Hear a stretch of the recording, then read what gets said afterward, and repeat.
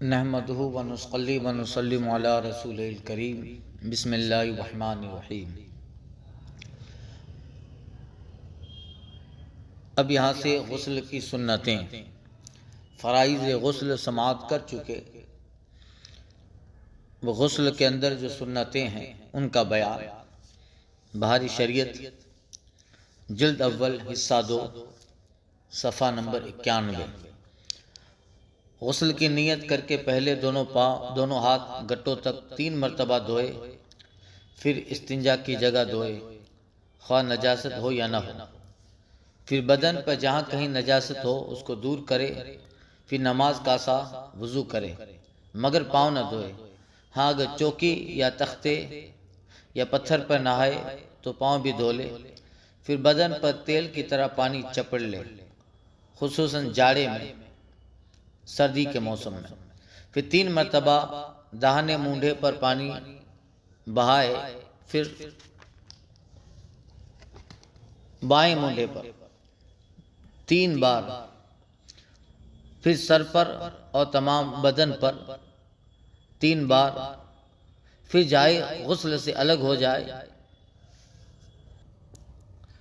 اگر وضو کرنے میں پاؤں نہیں دھوئے تھے تو اب دھو لے، اور نہانے میں قبلہ رخ نہ ہو، اور تمام بدن پر ہاتھ پھیرے اور ملے، اور ایسی جگہ نہائے کہ کوئی نہ دیکھے۔ اگر یہ نہ ہو سکے تو ناف سے گھٹنے تک کے اعضاء کا ستر تو ضروری ہے۔ اگر اتنا بھی ممکن نہ ہو تو تیمم کرے، مگر یہ احتمال بہت بعید ہے۔ اور کسی قسم کا کلام نہ کرے، نہ کوئی دعا پڑھے۔ بعد نہانے کے رومال سے بدن پونچھ لے تو حرج نہیں۔ مسئلہ: اگر غسل خانے کی چھت نہ ہو یا ننگے بدن نہائے، بشرطے کہ موضع احتیاط ہو تو کوئی حرج نہیں۔ ہاں، عورتوں کو بہت زیادہ احتیاط کی ضرورت ہے، اور عورتوں کو بیٹھ کر نہانا بہتر ہے۔ بعد نہانے کے فوراً کپڑے پہن لے، اور وضو کے سنن اور مستحبات، غسل کے لیے سنن اور مستحبات ہیں، مگر ستر کھلا ہو تو قبلہ کو منہ کرنا نہ چاہیے، اور تہمت باندھے ہو تو حرج نہیں۔ مسئلہ: اگر بہتے پانی مثلا دریا یا نہر میں نہایا تو تھوڑی دیر اس میں رکنے سے 3 بار دھو لے، اور ترتیب اور وضو یہ سب سنتیں ادا ہو گئی۔ اس کی بھی ضرورت نہیں کہ اعضاء کو 3 بار حرکت دے، اور تالاب وغیرہ ٹھہرے پانی میں نہایا تو اعضاء کو 3 بار حرکت دینے یا جگہ بدلنے سے تثلیث یعنی 3 بار دھونے کی سنت ادا ہو جائے گی۔ منہ میں کھڑا ہو گیا تو یہ بہتے پانی میں کھڑے ہونے کے حکم میں ہے۔ بہتے پانی میں وضو کیا تو وہی تھوڑی دیر اس میں عضو کو رہنے دے، اور ٹھہرے پانی میں حرکت دینا 3 بار دھونے کے قائم مقام ہے۔ مسئلہ: غسل کے لیے سب کے لیے غسل یا وضو میں پانی کی ایک مقدار معین نہیں، جس طرح عوام میں مشہور ہے، محض باطل ہے۔ ایک لمبا چوڑا، دوسرا دبلا پتلا، ایک کے تمام اعضاء پر بال، دوسرے کا بدن صاف، ایک گھنی داڑھی والا، دوسرا بے ریش، ایک کے سر پر بڑے بڑے بال، دوسرے کا سر منڈا، والا حاضر قیات، اس سب کے لیے ایک مقدار کیسے ممکن ہے؟ مطلب ہر انسان کی حالت الگ ہے۔ اگر مثلا داڑھی کے بال بہت زیادہ گھنے ہیں تو اس کو کثرت کرنی پڑے گی، اور بالارادہ دبا کے پانی تھوڑی تک پہنچانا پڑے گا۔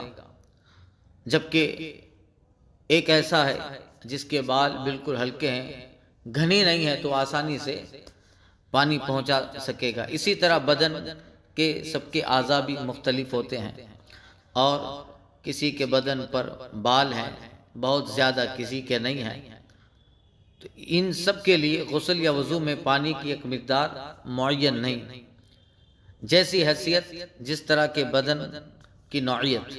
مسئلہ: عورت کو حمام میں جانا مکروہ ہے اور مرد جا سکتا ہے، مگر ستر کا لحاظ ضروری ہے۔ لوگوں کے سامنے سطر کھول کر نہانا حرام ہے۔ حرام کا مسئلہ، یہ حمام کا مسئلہ اگلے بیان میں گزر چکا، چونکہ عمومی حمام خانے ہوا کرتے تھے، غسل خانے، جہاں پر سطر کا لحاظ نہیں رہتا تھا اور وہاں مردوں کی بھی آمد ہوتی تھی، اس لیے انہیں عورتوں کو اس جگہ حمام میں نہانے سے منع کیا گیا۔ اور جبکہ ایسی جگہ ہو کہ جہاں صرف جو ہے خواتین ہوں اور مکمل طور پہ سطر کا لحاظ ہو تو جائز ہے۔ مسئلہ، بغیر ضرورت صبح تڑکے حمام کو نہ جائے کہ ایک مخفی امر لوگوں پر ظاہر کرنا ہے۔ غسل کن چیزوں سے فرض ہوتا ہے؟ منی کا اپنی جگہ سے شہوت کے ساتھ جدا ہو کر عضو سے نکلنا، یہ سبب فرضیت غسل ہے۔ مسئلہ، اگر شہوت کے ساتھ اپنی جگہ سے جدا نہ ہوئی بلکہ بوجھ اٹھانے یا بلندی سے گرنے کے سبب نکلی تو غسل واجب نہیں، ہاں وضو جاتا رہا۔ مسئلہ، اگر اپنے طرف سے شہوت کے ساتھ جدا ہوئی مگر اس شخص نے اپنے آلہ کو زور سے پکڑ لیا کہ باہر نہ ہو سکے، پھر جب شہوت جاتی رہی چھوڑ دیا، اب منی باہر ہوئی تو اگرچہ باہر نکلنا شہوت سے نہ ہوا مگر چونکہ اپنی جگہ سے شہوت کے ساتھ جدا ہوئی لہذا غسل واجب ہوا اور اسی پہ عمل ہے۔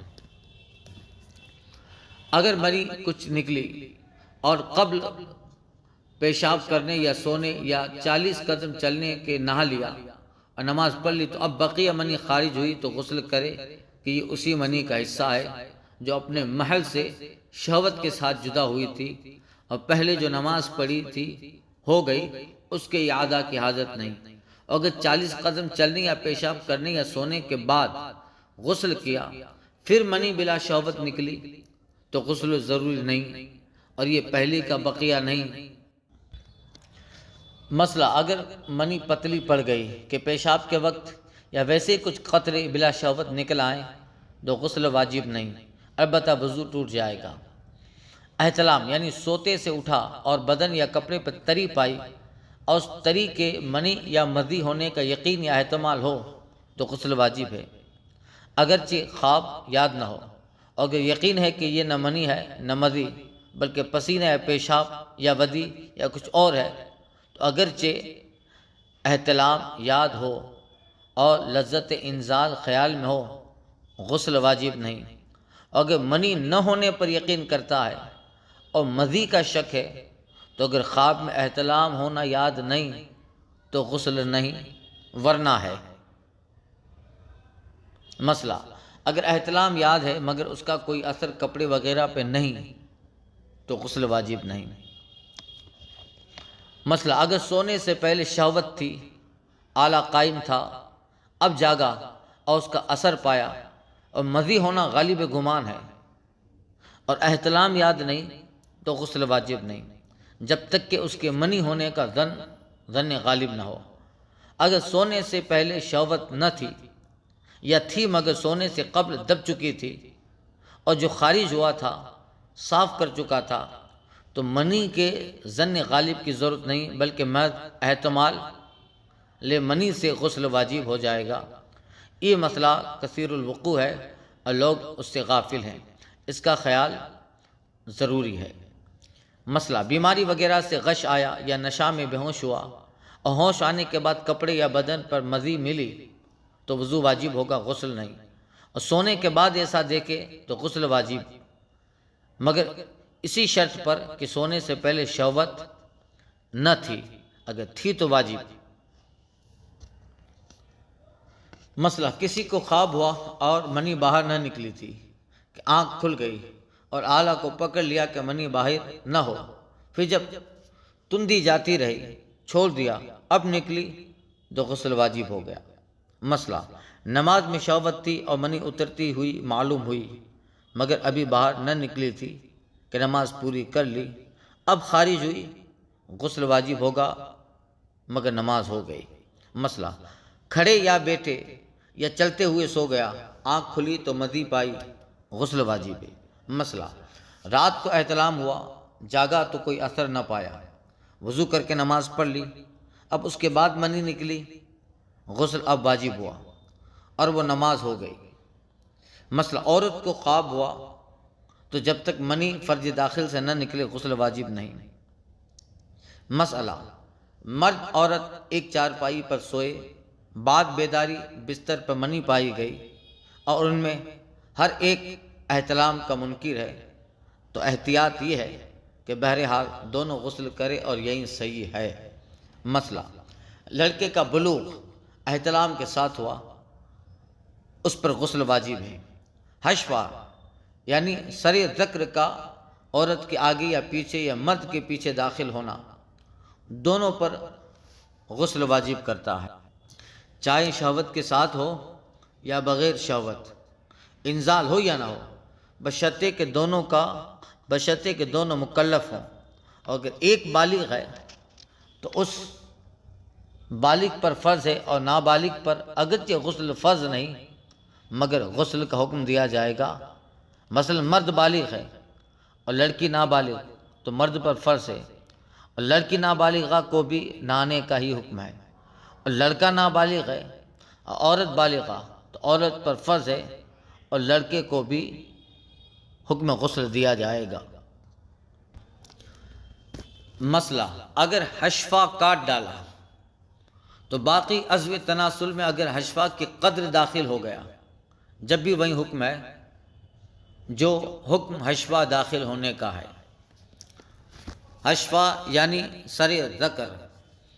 مسئلہ، اگر چوپایا یا مردہ یا ایسی چھوٹی لڑکی سے جس کی مثل سے صحبت نہ کی جا سکتی ہو وطی کی تو جب تک انزال نہ ہو غسل واجب نہیں۔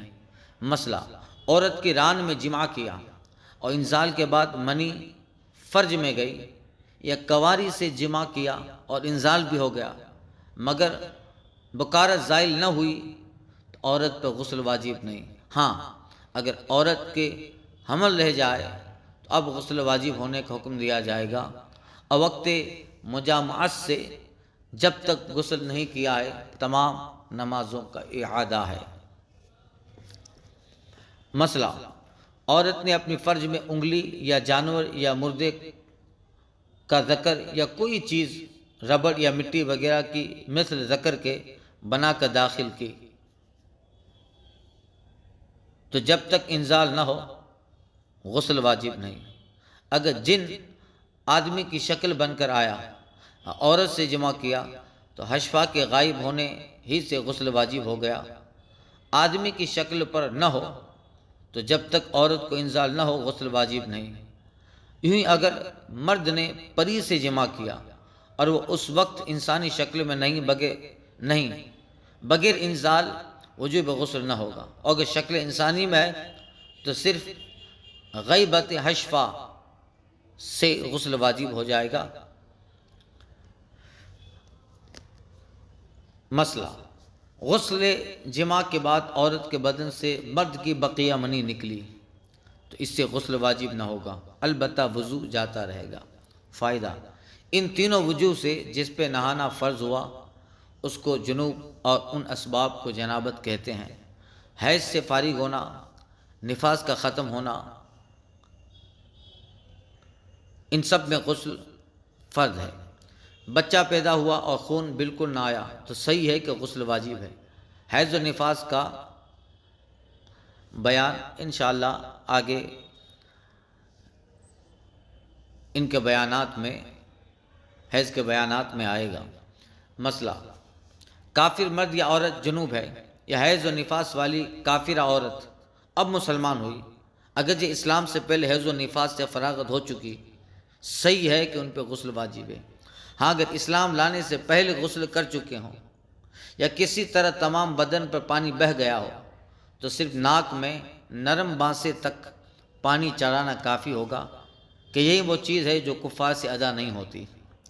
پانی کے بڑے بڑے گھونٹ پینے سے کلی کا فرض ادا ہو جاتا ہے، اگر یہ بھی باقی رہ گیا تو اسے بھی بجا لائے۔ غرض جتنے اعضاء کا دھلنا غسل میں فرض ہے، جماع وغیرہ اسباب کے بعد اگر وہ سب بحالت کفر ہی دھل چکے تھے تو بعد اسلام اعادۂ غسل کی ضرورت نہیں، ورنہ جتنا حصہ باقی ہو اتنے کا دھو لینا فرض ہے۔ اور مستحب تو یہ ہے کہ بعد میں پورا غسل کر لے۔ مسئلہ، مسلمان میت کو نہلانا مسلمانوں پر فرض کفایہ ہے۔ اگر ایک نے نہلا دیا سب کے سر سے اتر گیا، اور اگر کسی نے نہیں نہلایا سب گنہگار ہوں گے۔ مسئلہ، پانی میں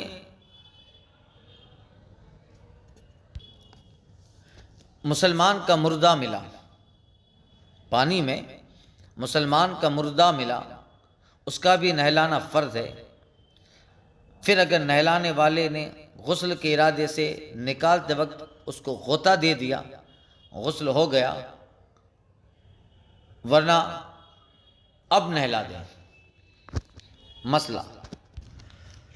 مسئلہ جمعہ، عید، بقر عید، عرفہ کے دن اور احرام باندھتے وقت نہانا سنت ہے، اور وقوف عرفات، وقوف مزدلفہ، حاضری حرم اور حاضری سرکار اعظم صلی اللہ علیہ وسلم و طواف و دخول مینا، جمروں پر کنکریاں مارنے کے لیے تینوں دن، اور شب برات، شب قدر، عرفہ کی رات، مجلس میلاد شریف اور دیگر مجالس خیر کی حاضری کے لیے، اور مردہ نہلانے کے بعد، اور مجنون کو جنون جانے کے بعد، اور غشی سے افاقہ کے بعد، اور نشہ جاتے رہنے کے بعد، اور گناہ سے توبہ کرنے اور نیا کپڑا پہننے کے لیے، اور سفر سے آنے والے کے لیے استحاضہ کا خون بند ہونے کے بعد، نماز کسوف و خسوف و استسقاء اور خوف و تاریک اور سخت آندھی کے لیے، اور بدن پر نجاست لگی ہو اور یہ معلوم نہ ہو کہ کس جگہ ہے، ان سب کے لیے غسل مستحب ہے۔ مسئلہ، حج کرنے والے پر 10ویں ذی الحجہ کو 5 غسل ہیں: وقوف فی مزدلفہ، دخول مینا، جمروں پر کنکریاں مارنا، دخول مکہ اور طواف، جبکہ یہ 3 پچھلی باتیں بھی 10ویں ہی کو کرے، اور جمعہ کا دن ہے تو غسل جمعہ بھی یوں ہی اگر عرفہ یا عید جمعہ کے دن پڑے، اگر عرفہ یا عید جمعہ کے دن پڑے تو یہاں والوں پر 2 غسل ہوں گے۔ تو یہ 2 غسل کیا ہے؟ مسئلہ سنیں، جس پہ چند غسل ہوں، سب کی نیت سے ایک غسل کر لیا، سب ادا ہو گئے اور سب کا ثواب ملے گا۔ یعنی عرفہ یا عید جمعہ کے دن ہو تو عرفہ کو بھی غسل ہے، عید کو بھی غسل ہے اور جمعہ کا بھی غسل ہے۔ تو اگر عرفہ یا عید جمعہ کے دن پڑے تو یہاں والوں پر 2 غسل ہوں گے، جس پر چند غسل ہوں، سب کی نیت سے ایک غسل کر لیا، سب ادا ہو گئے اور سب کا ثواب مل گیا۔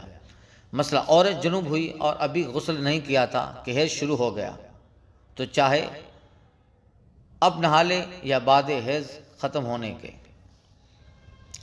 جنوب نے جمعہ یا عید کے دن غسل جنابت کیا اور جمعہ اور عید وغیرہ کی نیت بھی کر لی، سب ادا ہو گئے، اسی غسل سے جمعہ اور عید کی نماز ادا کر لے۔ مسئلہ، عورت کو نہانے یا وضو کے لیے پانی مول لینا پڑے تو اس کی قیمت شوہر کے ذمہ ہے، بشرطے کہ غسل و وضو واجب ہوں یا بدن سے میل دور کرنے کے لیے نہائے۔ مسئلہ، جس پہ غسل واجب ہے اسے چاہیے کہ نہانے میں تاخیر نہ کرے۔ حدیث میں آیا ہے، جس گھر پہ جنوب ہو اس میں رحمت کے فرشتے نہیں آتے، اور اتنی دیر کر چکا کہ نماز کا آخری وقت آ گیا تو اب فوراً نہانا فرض ہے، اب تاخیر کرے گا گنہگار ہوگا۔ اور کھانا کھانا یا عورت سے جمع کرنا چاہیے تو وضو کر لے یا ہاتھ منہ دھو لے، کلی کر لے، اگر ویسے ہی کھا پی لیا تو گناہ نہیں مگر مکروہ ہے، یعنی حالت جنابت میں تو یہ مکروہ ہے اور محتاج لاتا ہے، اور بے نہائے یا بے وضو کیے جمع کر لیا تو بھی کچھ گناہ نہیں، مگر جس کو احتلام ہو بے نہائے اس کو عورت کے پاس جانا نہ چاہیے۔ مسئلہ، رمضان میں اگر جنوب ہوا تو بہتر یہی ہے کہ قبل طلوع فجر نہا لے کہ روزے کا ہر حصہ جنابت سے خالی ہو، اگر نہیں نہایا تو بھی روزہ میں کچھ نقصان نہیں، مگر مناسب ہے کہ غرغرہ اور ناک میں جڑ تک پانی چڑھانا، یہ دونوں کام طلوع فجر سے پہلے کر لے کہ پھر روزے میں نہ ہو سکیں گے، اور اگر نہانے میں اتنی تاخیر کی کہ دن نکل آیا اور نماز قضا کر دی تو یہ اور دنوں میں بھی گناہ ہے، اور رمضان میں تو اور زیادہ۔ مسئلہ جس کو نہانے کی ضرورت ہو اس کو مسجد میں جانا، طواف کرنا، قرآن مجید چھونا، اگر یہ اس کا سادہ حاشیہ یا جلد چھوئے یا بے چھوئے دیکھ کر یا زبانی پڑھنا، یا کسی آیت کا لکھنا یا آیت کا تعویذ لکھنا، یا ایسا تعویذ چھونا، یا ایسی انگوٹھی پہننا یا پہنانا جیسے مقطعات کی انگوٹھی، یہ سب حرام ہے۔ مثلا اگر قرآن عظیم جزدان میں ہو تو جزدان پر ہاتھ لگانے میں حرج نہیں، یہی رومال وغیرہ کسی ایسے کپڑے سے پکڑنا جو نہ اپنا تابع ہو نہ قرآن مجید کا تو جائز ہے۔ کرتے کی آستین، دوپٹہ کے آنچل سے، یہاں تک کہ چادر کا ایک کونا اس کے مونڈے پر ہے اور دوسرے کونے سے چھونا حرام ہے کہ یہ سب اس کے تابع ہیں، جیسے چولی قرآن مجید کے تابع تھی۔ مثلا اگر قرآن کی آیت دعا کی نیت سے یا تبرک کے لیے، جیسے بسم اللہ الرحمن الرحیم، یا ادائی شکر کو، یا چھینک کے بعد الحمدللہ رب العالمین، یا خبر پریشان پر انا للہ و انا الیہ راجعون کا، یا بنیت ثنا پوری سورہ فاتحہ یا آیت الکرسی یا سورہ حشر کی پچھلی 3 آیتیں واللہ الذی لا الہ الا ہو سے آخر تک پڑھی، اور ان سب صورتوں میں قرآن کی نیت نہ ہو تو حرج نہیں۔ یوں ہی تینوں قل بلا لفظ قل بنیت ثنا پڑھ سکتا ہے، اور لفظ قل کے ساتھ نہیں پڑھ سکتا، اگرچہ بنیت ثنا ہی ہو کہ اس صورت میں ان کا قرآن ہونا متعین ہے، نیت کو اس میں کچھ دخل نہیں۔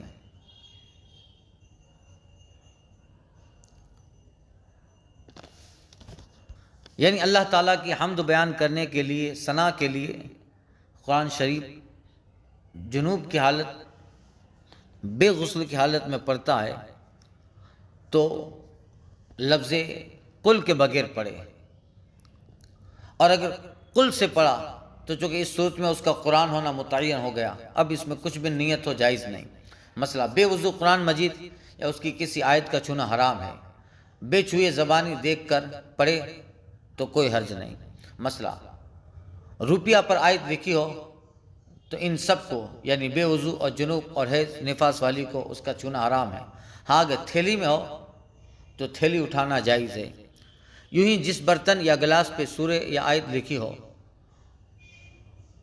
اس کا چھونا بھی ان کو حرام ہے، اور اس کا استعمال سب کو مکروہ، مگر جب کہ خاص بنیت شفا ہو۔ قرآن کا ترجمہ فارسی یا اردو یا کسی اور زبان میں ہو، اس کے بھی چھونے اور پڑھنے میں قرآن مجید ہی کا حکم ہے۔ مثلا قرآن مجید دیکھنے میں ان سب پر کچھ حرج نہیں، اگرچہ حروف پر نظر پڑے اور الفاظ سمجھ میں آئیں اور خیال میں پڑھتے جائیں۔ مثلا ان سب کو فقہ و تفسیر و حدیث کی کتابوں کا چھونا مکروہ ہے، اگر ان کو کسی کپڑے سے چھوا اگرچہ اس کو پہنے یا اوڑھے ہوئے ہو تو حرج نہیں، مگر موضع آیت پر ان کتابوں میں بھی ہاتھ رکھنا حرام ہے کہ کتاب حدیث تفسیر یا فقہ کی کتاب ہو، اس میں آیت کریمہ لکھی ہو تو موضع آیت پر بھی ان کتابوں میں بے وضو حالت جنابت میں ہاتھ رکھنا حرام ہے۔ مثلا ان سب کو توریت زبور انجیل کو پڑھنا چھونا بھی مکروہ ہے۔ مثلا درود شریف اور دعاؤں کے پڑھنے میں انہیں حرج نہیں، مگر بہتر یہ کہ وضو یا کلی کر کے پڑھے۔ مثلا ان سب کو اذان کا جواب دینا جائز ہے۔ مصحف شریف اگر ایسا ہو جائے کہ پڑھنے کے کام نہ آئے تو اسے کفنا کر لحد کھود کر ایسی جگہ دفن کر دے جہاں پاؤں پڑھنے کا احتمال نہ ہو۔ مثلا کافر کو مصحف چھونے نہ دیا جائے بلکہ مطلقاً حروف اس سے بچائیں۔ مثلا قرآن سب کتابوں کے اوپر رکھیں، پھر تفسیر، پھر حدیث، پھر باقی دینیات علی حسب مراتب۔ مثلا کتاب پر کوئی دوسری چیز نہ رکھی جائے، حتیٰ کہ قلم و دوات، حتیٰ کہ صندوق جس میں کتاب ہو اس پر بھی کوئی چیز نہ رکھی جائے۔ مثلا مسائل یا دینیات کے اوراق میں پڑیا باندھنا جس دسترخوان پہ اشعار وغیرہ کچھ تحریر ہو اس کو کام میں لانا، اسی طرح دسترخوان یا بچھونا اس پہ کچھ لکھا ہو اس کا استعمال منع ہے۔